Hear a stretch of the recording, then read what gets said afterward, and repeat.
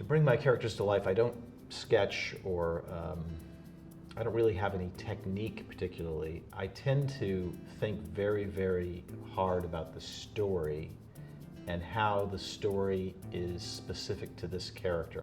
I do a few things to make my characters tick, and not all of them work. Some of them are just processed to keep myself sat at the desk. If I'm stuck, I answer 50 questions on them, which is the most tedious thing you can ever imagine. I always start off with the story, and then I find the people to fit into that story and affect that story. They're not automatons at all, and often the story will change because of the character, of course. You know. When I write, I tend to move like them, so I can look a bit like I was working with a script editor the other day, and you know, just we were last minute on a script, it was all going crazy. And you know, when I was sitting there typing away, and then I started doing these weird sort of arm movements.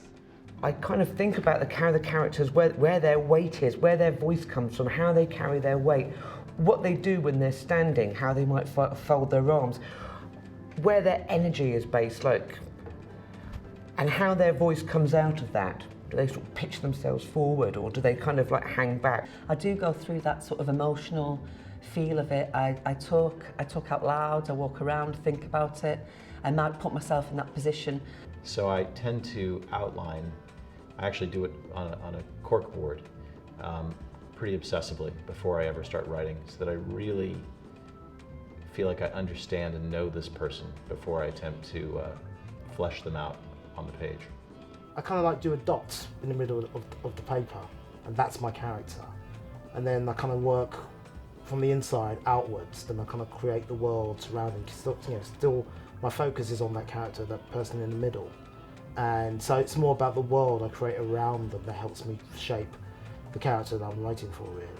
The thing that always struck me is that occasionally you would come across a line of dialogue and you would just know that the writer has never said this line out loud, because actually the actor trying to say it is in danger of dislocating their jaw. I mean, one of the most important things, I mean, not just in art, but in life, is probably, you know, how characters are kind of to a large extent defined by the jobs they do.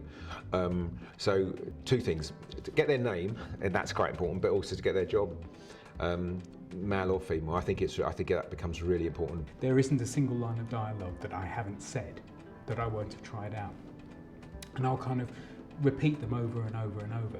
And normally what this does is it means the line gets smaller and smaller and smaller as you condense it, and it becomes more and more kind of concise and more refined. One of the tips I was given quite early on is cast it with your favourite actors, your ideal casting in your head.